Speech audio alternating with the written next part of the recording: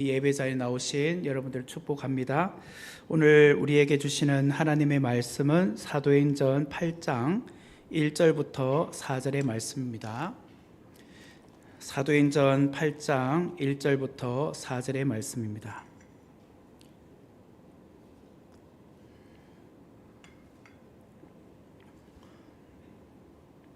한 절씩 교독을 하도록 하겠습니다. 제가 먼저 읽겠습니다. 사울은 그가 죽임 당함을 마땅히 여기더라. 그날에 예루살렘에 있는 교회에 큰 박해가 있어 사도회는 다 유대와 사마리아 모든 땅으로 흩어지니라. 사람들이 스데반을 장사하고 위하여 크게 울더라. 사울이 교회를 잠멸할새 각 집에 들어가 남녀를 끌어다가 옥에 넘기니라. 그 흩어진 사도들이 두루 다니며 복음의 말씀을 전할세. 아멘. 네, 원래 제가 8절까지 말씀을 준비하다가 내용이 자꾸 길어지는 것 같아서 4절까지로 본문을 짧게 줄였습니다. 오늘 이 본문을 중심으로 흩어짐이 성교의 확장이다 라는 제목으로 귀한 은혜를 함께 나누겠습니다.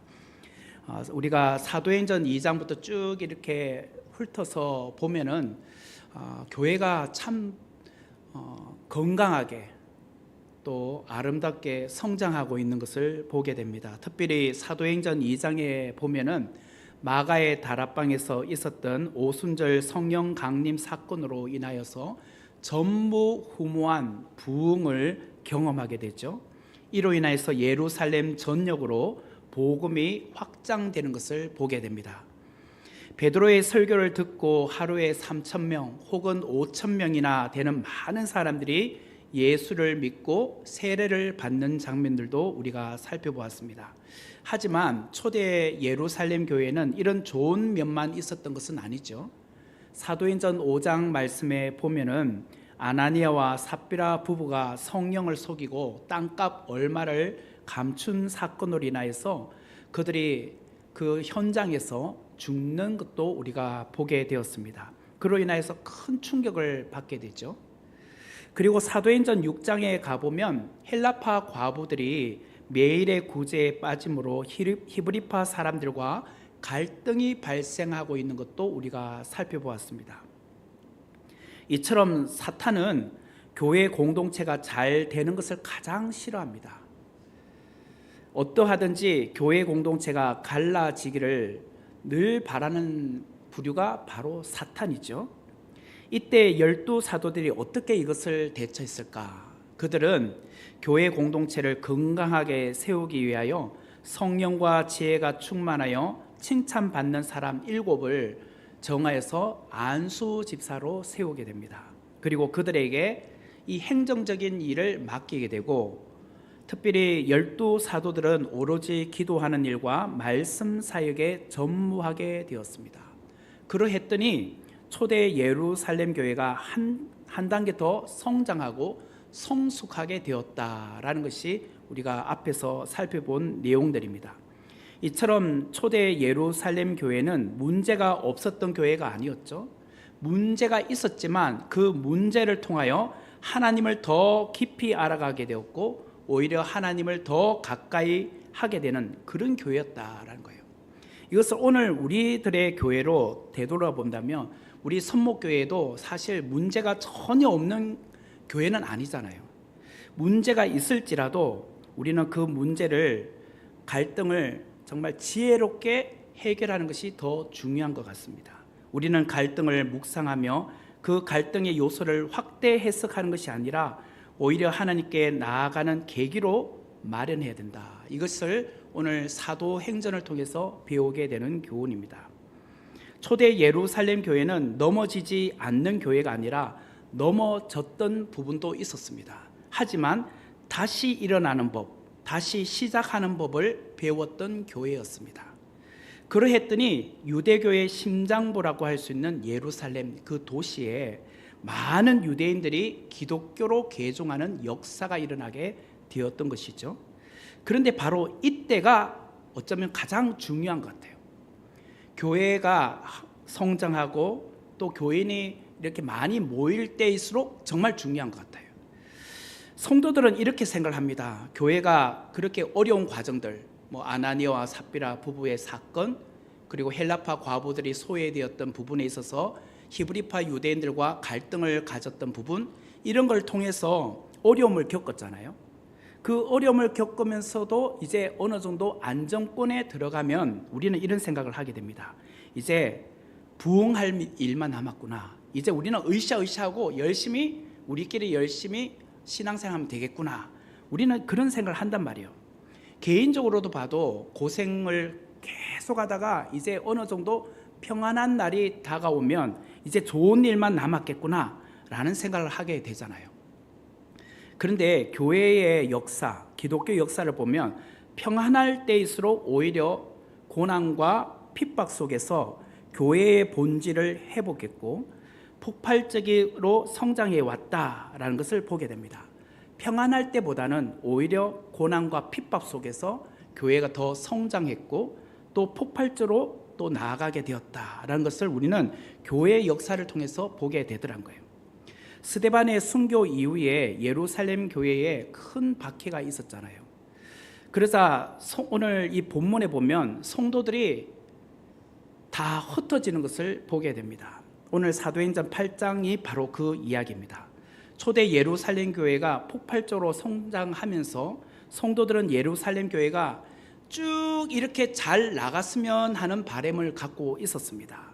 마치 베드로가 변화산에서 예수님과 또 모세와 엘리야를 보게 되었을 때에 그는 이렇게 말하잖아요. 여기 있는 것이 좋사오니 이곳에 주님을 위하여, 모세를 위하여, 엘리야를 위하여 초막셋을 짓고 우리가 영원토록 여기서 살았으면 좋겠어요 라고 말한 적이 있었잖아요.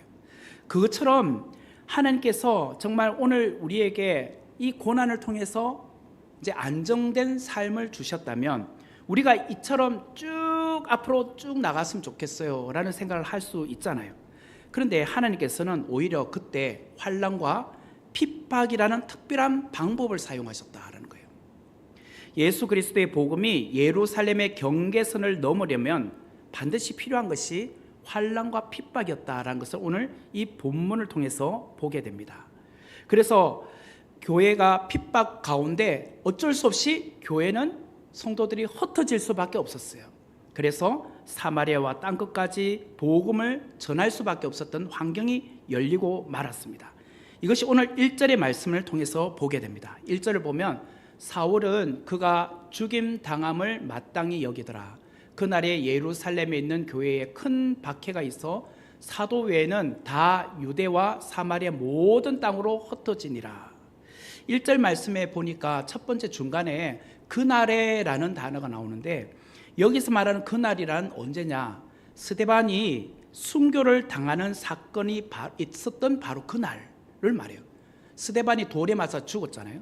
바로 그날에 사울은 스데반이 죽임 당한 것을 마땅히 여겼다라고 말을 하고 있습니다.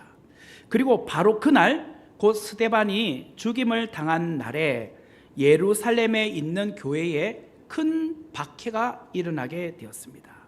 여기서 큰 박해란 이전까지와는 차원이 다른 심각한 박해가 일어나게 되었다라는 것이 바로 큰 박해이겠죠. 이 심각한 큰 박해로 사도 외에는 다 유대와 사마리아로 흩어지게 되었다라고 오늘 1절은 말을 하고 있습니다. 박해라는 강풍을 만나게 되었습니다. 그래서 그 박해로 인해서 복음이 담장을 넘어 유대 땅과 사마리아 땅으로 퍼져나가게 되었다라는 거예요. 오늘 본문 그 사도행전 8장 3절 말씀에 보면 큰 박해의 중심부에 누가 있었다고 나올까요? 거기 보니까 3절 초도에 보니까 사울이라는 사람이 등장하죠. 3절 말씀을 제가 읽어드릴게요. 사울이 교회를 잔멸할 새 각 집에 들어가 남녀를 끌어다가 옥에 넘기니라. 여기 보니까 사울이 교회를 잔멸했다라고 나오는데 여기서 잔멸이라는 단어가 표준 세번역과 쉬운 성경을 보면 이렇게 나와요. 교회를 없애버리려고 라고 나와요. 사울이 교회를 없애버리려고 각 집집마다 들어가서 남녀를 끌어다가 옥에 가두었다고 나오는 거죠. 여기서 잔멸이라는 것은 이렇게 우리가 묘사할 수 있을 것 같아요. 남북한 멧돼지 떼가 있는데 그 멧돼지가 추수를 앞둔 포도원이 있는데 그 포도원을 지금 멧돼지 떼들이 막 뛰어다니면서 쑥대밭을 만들어 놓은 장면, 이것이 바로 잔멸이라는 단어를 연상하는 하나의 묘사라고 할 수 있을 것 같아요. 결국은 마치 사울이 교회를 다 없애버리려고 집집마다 다 다니면서 쑥대밭을 만들었다는 거예요. 이 집안에 성경책 있나?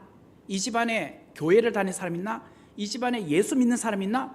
그런 사람들을 다 잡아가지고 옥에 가두었다는 거예요. 누가 했다고요? 사울이. 사도행전 7장에서 이미 살펴보았지만 사울은 스데반을 죽일 때에 그 자리에 함께 있었잖아요. 자기의 발 아래 옷을 갖다 맡기고 사람들이 돌을 던졌잖아요. 그리고 오늘 본문 1절에도 분명히 1절 초두에는 사울은 스데반이 죽임당한 것을 마땅히 여겼다고 오늘 본문은 말하고 있습니다. 그랬던 사울이 3절에 가보니까 초대 예루살렘 교회를 없애버리려고 각 집집마다 다니면서 남녀를 끌어다가 옥에 가두었다고 또 표현을 하고 있습니다. 굉장히 이 사울이 악한 짓을 많이 하고 있죠. 여러분들도 이제 보셨지만 저도 자꾸 이렇게 설교 중에 언급을 하고 있지만 신의 악단이라는 영화를 보면 그 박시우가 연기한 북한 보위부 소자 박교순이라는 역을 하잖아요. 그 사람이 탈북한 할아버지가 남겨놓고 간 성경책이 있었어요. 그 할아버지가 남겨놓고 간 성경책을 그 사촌형이 가지고 읽고 했단 말이에요. 그 어머니도 읽었단 말이에요. 그런데 그 사촌형을 결국은 반동분자라고 해서 이 박시우라고 나오는 그 박교순 소자라는 사람이 죽여버려요. 고문을 시켜서 죽이잖아요. 그뿐만 아니라 당에 충성을 바치기 위해서 그는 북한 내 기독교인을 색출하는데 앞장섰던 사람이 바로 그 사람이었어요. 그래서 자기가 이제 권력으로 올라가기 위해서 그렇게 나쁜 짓을 많이 하는 그런 역을 하고 있잖아요. 그것처럼 오늘 사울이 그런 사람이 있단 말이에요. 예수 믿는 자를 잔멸하기 위해서 집집마다 들어가서 예수 믿는 사람 있다면 다 색출해냈다는 거예요. 남녀노소 가리지 않고 다 옥에 넘겨줬다. 그것이 사울이었다는 거예요. 여러분, 이렇게 큰 박해가 진행되고 있는 상황 가운데 사도행전 저자가 바로 누가이잖아요. 이 누가는 특별하게 주목하는 한 부분이 있었어요. 그게 바로 2절의 말씀이에요. 2절 말씀을 보면 경건한 사람들이 스데반을 장사하고 위하여 크게 울더라. 1절과 3절은 다 사울이라는 사람으로 먼저 시작을 하잖아요. 이야기가. 그래서 1절과 3절의 주인공은 바로 사울이었습니다. 사울은 스데반이 죽임당하는 것을 마땅히 여겼고 또 그 사울이라는 사람은 초대 예루살렘 교회를 잔멸하기 위하여 각 집에 들어가 남녀를 끌어다가 옥에 넘겨주는 일을 했다라고 또 3절은 말하고 있어요. 이처럼 사울은 예수님을 핍박하는데 주동적인 역할을 하고 있었던 사람이었죠.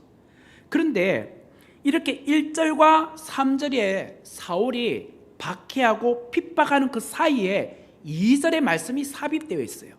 2절의 말씀, 경건한 사람들이 스데반을 장사하고 위하여 크게 울었더라. 스데반의 죽음을 애도하여 장사를 지내주었던 경건한 사람들이 있었다라고 2절은 소개를 하고 있단 말이에요.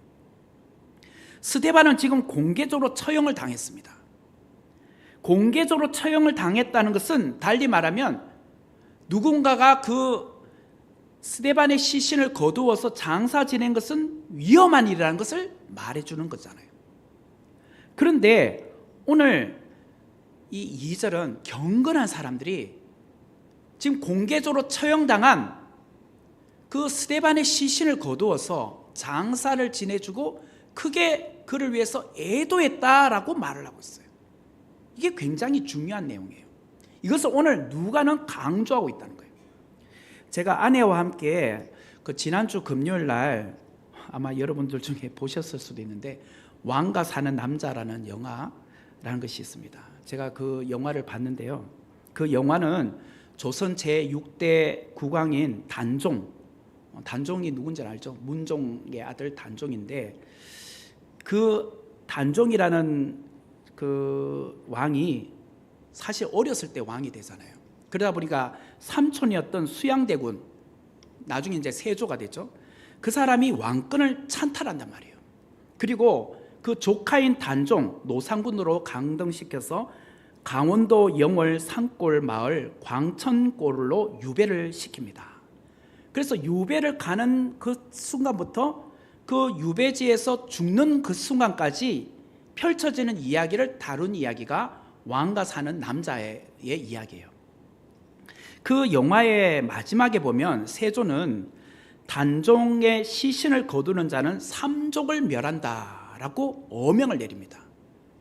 그래서 어느 누구도 화가 자신에게 미칠까 두려워해서 단종의 시신을 수습하려고 하는 사람이 없었어요.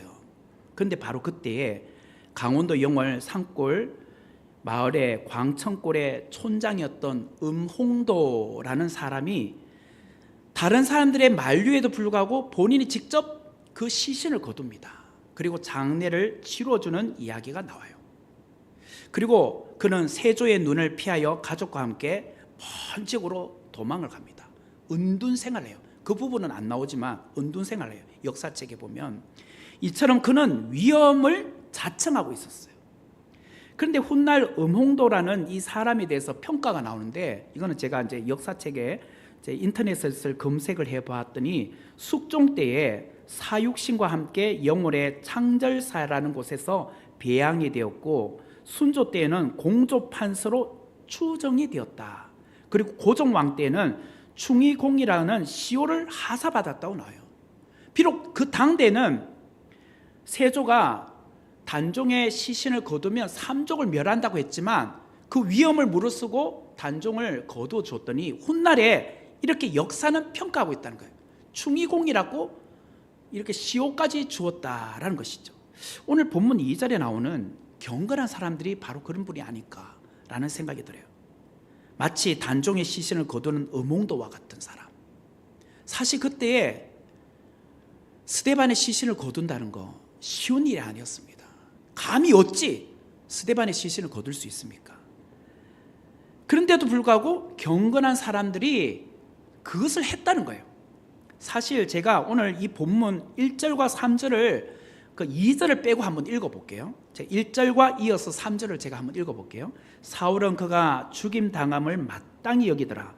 그날에 예루살렘에 있는 교회에 큰 박해가 있어 사도 외에는 다 유대와 사마리아 모든 땅으로 흩어지니라. 3절 사울이 교회를 잔멸할새 각 집에 들어가 남녀를 끌어다가 옥에 넘기니라. 여러분 1절에서 바로 3절로 넘어가도 내용에 뭐 문제가 있나요? 자연스럽죠. 전혀 문맥상의 흐름에 방해가 되지 않아요. 오히려 2절 말씀을 삽입하면 좀 뭔가 문맥상에 좀 의도성이 있는데, 사도행전의 저자인 의사 누가가 뭔가 의도성을 갖고 삽입했구나라는 생각이 들 정도로 자연스러움이 없어요. 그럼에도 불구하고 누가가 사도행전을 읽는 오늘날 우리 독자들에게 경건한 사람들을 너무 소개하고 싶었던 거예요. 큰 박해 중에도 자신의 목숨을 아까워하지 않고 스데반의 시신을 거두어 장사를 지내주었던 이 경건한 사람들이 있었기 때문에 오늘 이 후대에 우리는 있다는 거예요. 그것을 우리에게 소개하고 싶었던 거예요. 우리는 스데반 집사를 장사 지내주었던 경건한 사람들을 기억해야 한다는 거예요. 이들의 아름다운 선행을 우리는 본받아야 한다는 거예요. 이들은 큰 박해 중에도 두려워하지 않고 목숨을 걸고 오히려 믿음의 길을 걸었던 사람이란 것을 오늘 누가는 기록에 남기고 싶었던 거예요. 마치 단종의 시신을 아무도 거두지 않았을 때 음홍도가 그 단종의 시신을 거둠으로 말미암아 후대 사람들에게 이름이 기록되어서 남아있는 것처럼 바로 그런 분들이 경건한 사람들이었다는 거예요. 그래서 1절 말씀을 다시 제가 한번 읽어볼게요. 사울은 그가 죽임당함을 마땅히 여기더라. 그날에 예루살렘에 있는 교회에 큰 박해가 있어 사도 외에는 다 유대와 사마리아 모든 땅으로 흩어지니라. 예루살렘에 있었던 교회에 큰 박해가 시작되었을 때 이 문제를 놓고 두 가지 부류의 사람이 나타나고 있다라는 것을 오늘 1절은 말하고 있어요. 첫 번째 부류는 사도들은 예루살렘을 떠나지 않았고 끝까지 그 예루살렘 교회를 지켰다라고 말씀을 하고 있어요. 반대로 또 다른 사람들은 유대와 사마리아 땅으로 흩어졌다라고 말씀을 하고 있어요. 특별히 1절의 말씀을 보면 첫 번째 부류의 사람인 사도들은 예루살렘을 떠나지 않고 그 교회를 지켰다. 참 대단한 것 같아요. 초대교회 영적 리더였던 사도들이 큰 박해에 왔을 때 예루살렘 교회를 떠나면 안 되는 겁니까? 떠나서 다른 곳으로 가서 안전한 곳에서 성도들과 다시 교회를 개척하고 또 교회를 우리가 세울 수 있잖아요. 하지만 이 사도들은 예루살렘에 남아서 교회를 지키겠다고 다짐을 했다는 거예요. 이것이 그들에게 있어서는 사명이라고 생각을 한 거죠. 우리 대한민국 기독교 역사를 한번 제가 생각을 해봤어요. 사도들처럼 예루살렘을 떠나지 않고 그 교회를 지켰던 대표적인 목사님 누가 있을까? 여러분들도 잘 아시는 주기철 목사님. 일제강점기 때의 박해 속에서도 평양 산정령 교회를 끝까지 지켰던 목사님이에요. 그리고 손양원 목사님은 나환자들이 머물렀던 그 순천에 있는 애양원 교회, 그 교회를 떠나지 않고 유교 사변 중에도 끝까지 그 교회를 지켰던 분이에요. 사도들이 바로 그러했다. 사도들은 예루살렘을 떠나지 않기로 결심을 한 거예요. 하지만 박해 앞에 예루살렘을 떠나 유대와 사마리아 땅으로 흩어졌던 성도들도 있었다고 오늘 본문 1절은 말하고 있어요. 이들을 가리켜서 흩어진 사람들, 달리 말하면 디아스포라 유대인들이라고 부릅니다. 겉으로 보면 여러분 큰 박해를 피해서 다른 지역으로 피신해 간 거, 흩어진 거 잘못한 거 아닙니까? 사도들은 지금 교회를 지킨다는데, 목사님은 교회를 지킨다는데 우리도 목사님 옆에서 교회를 지키겠습니다 라고 해야 되는 거 아닙니까? 근데 그들은 떠났다는 거예요. 근데 겉으로 보면 잘못한 것처럼 보여지는데 사실 내용을 보면 그런 거 아닌 것 같아요. 무조건 교회를 떠난 것이 잘못이 아니라 오늘 내용을 보면 흩어져서 무엇을 하고 있느냐가 더 중요한 거예요. 이들은 흩어져서 무엇을 하고 있었느냐? 바로 4절 말씀해 보니까 그 흩어진 사람들이 두루 다니며 복음의 말씀을 전할세. 그들은 흩어졌지만 도망가서 생명을 유지하며 숨어 살았다고 말을 하지 않고 오히려 복음의 말씀을 전했다고 4절은 말하고 있었다는 거예요. 박해와 핍박으로 인하여 흩어졌던 디아스포라 그리스도인들이 흩어져서 무엇을 했느냐고요? 복음의 말씀을 전했다. 이렇게 볼 때 하나님의 생각과 하나님의 뜻, 그리고 우리의 생각과 우리의 뜻과는 너무 다른 것을 알게 돼요. 우리는 흩어지는 것은 잘못인 줄 알았어요. 그런데 하나님의 생각은 흩어져야지만 복음이 확장된다, 선교가 확장된다고 생각하신 거예요. 예루살렘에 큰 박해가 없었다면 기독교인들이 다른 곳으로 떠났을까요?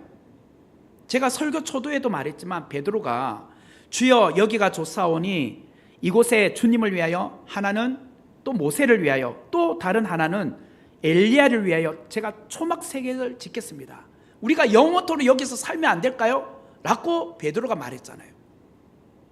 그것처럼 초대 예루살렘 성도들은 그 모든 어려운 과정들을 다 겪었잖아요. 아나니아와 삽비라 이야기, 그런 어려움, 그리고 헬라파 과부들이 소외받는 그 어려움, 그 모든 과정을 겪고 이제 교회 안에 평안이 찾아왔습니다. 우리도 여기가 좋사오니 우리끼리 열심히 신앙생활하면서 잘 지내면 안 될까요? 이렇게 행복한 신앙생활하면 안 좋을까요? 그러고 싶었잖아요. 그런데 그것이 주님의 뜻이 아니었다는 거예요. 주님께서 성천하시면서 무엇이라고 말씀하셨죠? 사도행전 1장 8절 말씀, 우리가 너무나도 잘 아는 말씀이죠. 오직 성령이 너희에게 임하시면 너희가 권능을 받고 예루살렘과 온 유대와 사마리아와 땅끝까지 이르러 내 증인이 되리라 하시니라. 큰 박해가 사람들을 흩어지게 함으로 말미암아 주님의 말씀, 곧 사도행전 1장 8절의 말씀이 성취되고 있더라는 거예요. 만약에 흩어지지 않았더라면 사도행전 1장 8절의 말씀이 성취될 수 없었겠죠. 지금 그저 그냥 예루살렘만 계속 있을 거 아니에요. 근데 흩어졌기 때문에, 박해로 인하여 흩어졌기 때문에 그들이 온 유대로 나가고 사마리아로 흩어지게 되었다는 거예요. 우리 기독교 역사, 한국 기독교 역사를 보면 초대 우리 한국 기독교는 남쪽보다는 북쪽에 더 교회가 활성화되어 있었습니다. 뭐 다 여러분들 잘 아실 거예요. 북쪽 지역에 예수 믿는 사람들이 훨씬 더 많았습니다. 한국 기독교 역사에 걸출한 목회자들이 많은 분들이 다 북쪽에 있었던 출신들이었습니다. 뭐 지금으로 말하면 북한 출신들이, 북한. 그때는 뭐 남북한이라고 하기가 좀 그래서 북쪽 출신들이 더 많았어요. 제가 그 중에 대표적인 분을 제가 인터넷에서 검색을 해봤더니 제 자막을 보시면 길선주 목사님, 이분은 1907년도에 평양 대부흥운동의 주역이었잖아요. 이분은 평안남도 안주 출신이었더라고요. 그리고 이분이 우리나라에서 처음으로 새벽 기도회를 만드신 분이에요. 그리고 평양 장대현 교회 담임 목회자로 계셨던 분입니다. 1907년도 평양 대부흥운동은 수천 명이 회개하는 그런 역사적인 그런 이야기 아닙니까? 바로 그때 주역의 역할을 하셨던 분이에요. 그리고 이기풍 목사님은 평양 출신인데 평양신학교 제1회 졸업생이고 그 당시 한국 최초의 목사 7명 중에 한 분이었어요.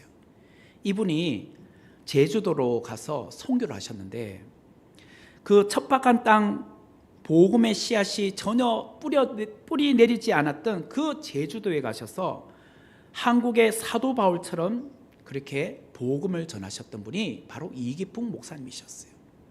그리고 좀 전에도 말한 것처럼 주기철 목사님은 사실은 남쪽 분이에요. 경남 창원 출신이지만 그분의 사역지는 평양 산정령 교회였어요. 그곳에 가서 목회하시다가 신사참배 반대 운동을 하시다가 결국 순교하지 않으셨습니까? 그리고 조만식 장로님은 평안남도 강서 출신이고 평양 산정령 교회 주기철 목사님과 함께 신앙생활했던 장로님이셨어요. 이분은 물산 장려 운동을 이끌었고 기독교 민족 운동의 핵심 역할을 감당하셨던 분이에요. 이처럼 과거에 이렇게 보니까 굵직굵직한 목사님들이 대부분 다 북한 또 북쪽에 있었던 분들이셨다는 거예요. 그런 분들이 오히려 남한보다도 남쪽보다도 더 많은 기독교인들이 있었다는 거예요. 그분들의 영향으로 인하여서. 그런데 6.25 전쟁과 1.4 후퇴를 통하여서 북한의 뜨거운 신앙의 불씨가 남한 전역으로 퍼지는 제2의 사도행전적 흩어짐이 일어나기 시작했다는 거예요. 이때 내려온 분들 중에 한국교회 전성기를 이끌었던 목회자들이 있어요. 1.4 후퇴 때나 아니면 6.25 사변 아니면 그 무렵에 남한으로 내려오셔서 한국교회에서 정말 굵직굵직한 인지도가 있는 목회자로 성장하신 분이 누구냐? 한경진 목사님을 대표적으로 뽑을 수 있어요.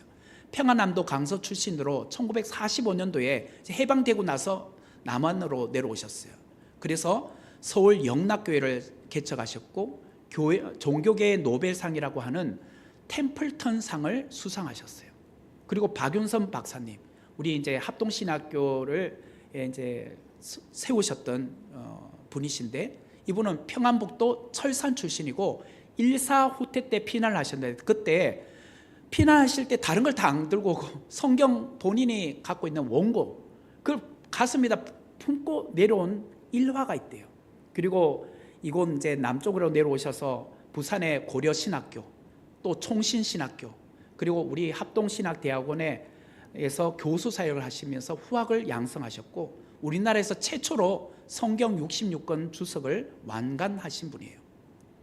그리고 강신명 목사님은 평안북도 의주 출신인데 1.4 후퇴 때 피난을 하셨어요. 그리고 서울 세문안교회에 담임하셨고 숭실대학교 총장을 영임하셨으며 또한 그분은 통합적 총회의 기틀을 마련하신 분이라고 합니다. 이처럼 북한 출신이면서 남한에 내려오셨던 분 중에 이렇게 굵직굵직한 목회자들이 있더라는 거예요. 저의 부친께서 부산 송도 중앙교회라고 이제 서구 암남동에 있습니다. 고신의료원 밑에 보면 거기가 암남동이라고 하거든요. 그래요. 지금 송도 해수욕장이 있는 지역인데 거기 송도 중앙교회를 28년간 단임 목회를 하셨는데 그 교회 장로님들이나 권사님들의 대부분이 유교사변 1사 후퇴 때 신앙의 자유를 찾아 남한으로 내려오신 분들이에요. 그분들이 부산에 정착하셔서 판자촌을 이루고 자수성가하셔서 그렇게 지금 신앙생활 하셨던 분들이 제가 이제 어렸을 때 그분들이셨어요. 이처럼 1사 후퇴의 피난길은 단순한 도망의 길이 아니었다는 거예요. 하나님께서 남한 땅을 복음화하기 위하여 북쪽의 알고가 같은 신앙인들을 이곳 남한으로 이주시킨 거죠. 만약에 유교사변이나 1사 후퇴와 같은 그런 전쟁의 소용돌이가 없었더라면 신앙의 자유를 찾아서 그분들이 남한을 왔겠습니까? 그렇지 않았겠죠. 이처럼 오늘 성경도 그러했다는 거예요. 본문을 통해서도 사도행전 11장 19절에서 21절의 말씀을 보면 그때 스데반의 일로 일어난 환란으로 말미암아 흩어진 자들이 베니게와 구브로와 안디옥까지 이르러 유대인들에게만 말씀을 전하는데 그 중에 구브로와 구레네 몇 사람이 안디옥에 이르러 헬라인에게도 말하여 주 예수를 전파하니 주의 손이 그들과 함께 하심에 수많은 사람들이 믿고 주께 돌아오더라. 이 19절에도 보면은 그때 스데반의 일로 일어난 환란으로 말미암아 이 말이 나와요. 그때 스데반의 일, 스데반이 순교당한 그 일로 인하여 환란으로 우리가 좀 전에 읽었던 본문에는 유대 땅과 사마리아 땅으로 갔다고 했잖아요. 근데 거기서 더 멀리 올라가서 베니게와 구브로와 안디옥까지 이런 사람들이 있었다라는 거예요. 그럼 지도를 보시면 이 베니게와 그리고 구브로와 안디옥이 어디 있느냐? 중간에 보면 지중해라는 바다에 중간에 섬 하나가 있어요. 거기가 구브로 섬이에요. 그리고 거기서 한시 방향으로 옆으로 이제 육지 쪽에 보면 안디옥이라는 땅이 있어요. 수리아 안디옥. 그죠? 거기서 밑에 한 글자 두 번째 글자 밑에 보면 베니게라는 또 글자가 보여요. 이처럼 지금 예루살렘에서 북쪽으로 가면 시리아 땅이죠. 시리아 땅으로 베니게 그리고 그 위쪽으로 올라갔더니 터키, 튀르키예 땅에 안디옥이라는 곳이 나온단 말이에요. 이처럼 저기까지 올라가서 그들이 복음을 전하게 되었다는 거예요. 이게 어떻게 가능했다고요? 스데반의 일로 말미암아. 사도행전 11장 19절 제가 다시 한번 읽어볼게요. 그때에 스데반의 일로 일어난 환란으로 말미암아 흩어진 자들이 베니게와 구브로와 안디옥까지 이르러. 우리 지금 오늘 본문 1절은 어떻게 말하고 있어요? 그날에 예루살렘에 있는 교회에 큰 박해가 있어 사도 외에는 다 유대와 사마리아 모든 땅으로 흩어지니라. 여기 공통점이 그날에라는 것은 스데반의 순교를 말했잖아요. 그리고 아까 사도행전 11장 19절도 그때 스데반의 일로 일어난 환란으로 말미암아. 결국은 스데반의 순교는 헛된 죽음이 아니었다는 거예요. 우리가 볼 때는 지난 시간에도 말씀드렸지만 이 스데반과 같은 귀한 집사님이 왜 이렇게 일찍 돌아가셔야 하는 것입니까? 우리는 이해할 수 없었잖아요. 그런데 알고 봤더니 이 스데반의 순교로 말미암아 사마리아와 온 유대 그리고 베니게와 구브로와 안디옥에 이르기까지 주의 복음이 확장될 수 있는 그런 길이 열렸다는 거예요. 결국 스데반의 순교로 말미암아 흩어진 유대인들이 디아스포라 유대인들이 복음을 전하게 되었다라는 것이 오늘 이 본문이 우리에게 말하고자 하는 거예요.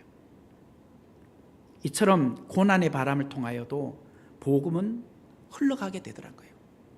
우리는 고난 왜 우리에게 왔습니까? 왜 그런 어려움을 우리 교회에 오게 하셨습니까? 우리는 그런 생각이 들잖아요. 그런데 그 고난의 강풍을 통해서 하나님은 우리에게 복음이 확장될 수 있는 계기로 만들어 놓고 계셨다라는 거예요. 하나님께서 초대 예루살렘 교회에 허락하신 큰 박해는 오히려 복음이 확장되는 기회가 되었어요. 고난이 오히려 유익이었다라는 라는 말이 바로 여기서 우리가 사례를 찾을 수 있는 것 같아요. 제가 신학대학원에 입학하여서 또 여러 가지 이제 일들을 겪게 되었는데, 그 중에 이제 우리가 신학교에 들어오면 또 동기 목사님이나 선후배 목사님들하고 서로 간에 이제 대화를 하잖아요. 목사님은 그때 뭐 전도사님이었지만, 전도사님은 어떻게 신학교에 들어오게 되셨습니까? 그러면서 그분을 향하신 하나님의 부르심을 우리는 간증으로 듣게 됩니다. 그런 중에 어떤 이제 전도사님은 저는 젊었을 때 하나님의 부르심이 있었지만 그때 거부했다는 거예요. 그러면서 직장 다니는 것이 너무 좋았고 또 돈 버는 것이 너무 좋았고, 그러다가 보니 자녀도 낳고 살다 보니까 내가 벌써 지금 40대 후반 50대를 바라보게 되었다는 거예요. 그러면서 자기가 잊고 있었던 것을 깨닫게 된 거예요. 자기 인생에 큰 풍랑을 만나게 된 거예요. 고난이 찾아온 거예요. 그때서야 비로소 내가 젊었을 때 하나님의 부르심, 소명을 받았음에도 불구하고 그때 하나님의 말씀에 순종하지 않고 신학의 길을 가지 않고 오히려 세상 쪽으로 갔던 것을 이제 그때 깨닫게 하셨다는 거예요. 그래서 너지막하게 천부여 의지 없어서 손들고 옵니다 라고 하면서 주님께로 나와 이 시간에 내가 이제 신학 공부를 하게 되었다는 거예요. 그런 분들이 은근히 많더라고요. 그분에게 고난은 하나님의 부르심을 다시 생각할 수 있는 시간이었잖아요. 그처럼 여러분들에게 찾아오는 고난도 그와 같습니다. 하나님께서 여러분에게 주시는 고난을 헛되게 생각하지 마십시오. 하나님께서 다 의미가 있게 여러분들에게 그 고난을 깨닫게 하실 거예요. 군인이 되기 위해서 우리는 신병 훈련소인 논산훈련소로 들어가는 것을 우리가 알잖아요. 그런데 논산훈련소에 들어가서 제대할 때까지 논산훈련소에만 있지는 않잖아요. 훈련의 과정을 다 마치면 그 군인들은 자대로 배치가 됩니다. 그래야 나라를 지킬 수 있잖아요. 마찬가지로 교회는 복음으로 무장하기 위하여 모여야 합니다. 교회로 모여야 합니다. 그리고 교회에서 예배도 드리고 교회에서 훈련도 받고 또 교회에서 교제도 해야 됩니다. 하지만 이 교회가 좋아서 교회 안에만 머무르면 안 된다는 거예요. 우리는 또다시 흩어져야 됩니다. 그래서 모이는 교회, 흩어지는 교회란 말도 있잖아요. 흩어져야 한다는 것은 작게는 여러분의 가정이나 직장으로 나아가셔야 돼요. 주일날 들은 말씀을 가지고 여러분들이 직장에 가서 복음을 전하는 전도인으로 살아야죠.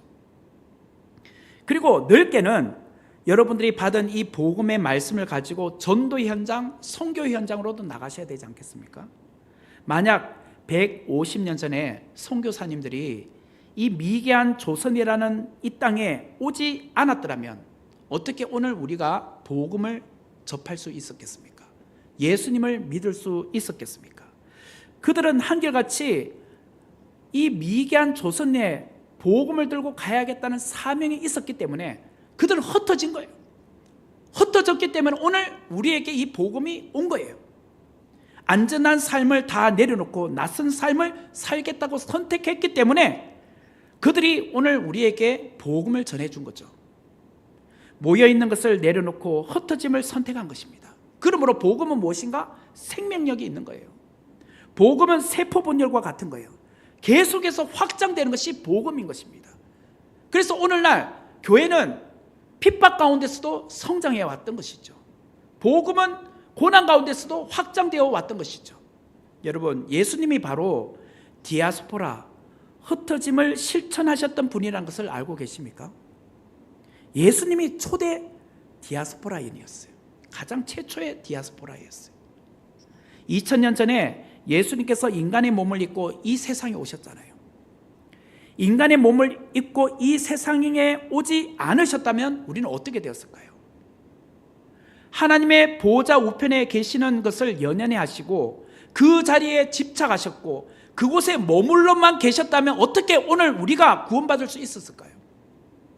바로 주님이 하늘의 모든 영광을 다 내려놓으시고 이 낮고 낮은 천한 말구에 나시고 또 이 땅에 오심으로 말미암아 진정한 디아스포라가 되어 주심으로 주님께서 이 땅에 오셔서 십자가에 죽으시고 부활하심으로 저와 여러분이 구원받게 된 거죠. 바로 그 사랑이 없었더라면 오늘 우리는 이 자리에 존재할 수 없었다는 거예요. 그러므로 예수님은 누구신가? 최초의 선교사라는 거예요. 최초의 선교사. 예수님은 누구신가? 흩어짐을 실천한 선교의 산 본인이셨다는 거예요. 산 증인이셨다는 거예요. 그래서 오늘 여러분들이 우리가 꼭 기억해야 될 것은 흩어짐이 나쁜 것은 아닙니다. 오늘 우리가 늘 교회는 모이는 것을 우리는 사모합니다. 당연히 모여야 됩니다. 모이지만 여러분들은 또다시 세상을 향하여 나가셔야 됩니다.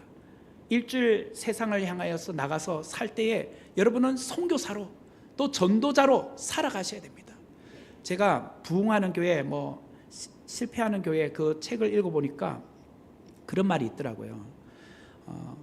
우리 교회 담임 목사님은 전도 설교를 몇 번 하는가, 그 말도 있더라고 보니까. 그래요. 그렇게 보니까 제가 강해 설교를 주로 해서 전도 설교를 진짜 그 본문에 드러날 때만 했던 것 같아요. 근데 보니까 전도 설교도 종종 해야 된다는 말씀이 있긴 하더라고요. 그래서 이 사도행전 본문이 다 보니까 더 그런 갈망이 생긴 것 같아요. 정말 우리는 전도를 우리가 때로는 소홀히 생각할 때가 많은 것 같아요. 우리가 정말 오늘 이 말씀을 통해서 흩어짐이 선교의 확장이라는 것, 여러분들이 세상 속에 나가서 전도자로서 살 때에 주님은 여러분을 통해서 일하실 겁니다. 오늘 이 말씀을 우리 모두가 실천하는 자로 살아가기를 주의 이름으로 축원합니다. 같이 기도하도록 하겠습니다. 은혜로우신 하나님, 오늘 이 주신 말씀 저희들이 다시 한번 마음에 새기기를 원합니다. 말씀 앞에 다시 우리가 사명자로 서기를 원합니다. 우리에게 주신 이 귀한 말씀, 우리만 받고 우리끼리만 누리는 것이 아니라 믿지 않는 자들에게 전하며 또한 흩어져서 우리가 각자의 삶의 영역에서 복음 전하는 일꾼으로 살아가게 하여 주시고, 그 복음의 열매를 주님 앞에 우리가 맡김으로 또 우리가 담대하게 복음을 전하는 일꾼들이 되게 하여 주옵소서. 예수님의 이름으로 기도하옵나이다. 아멘.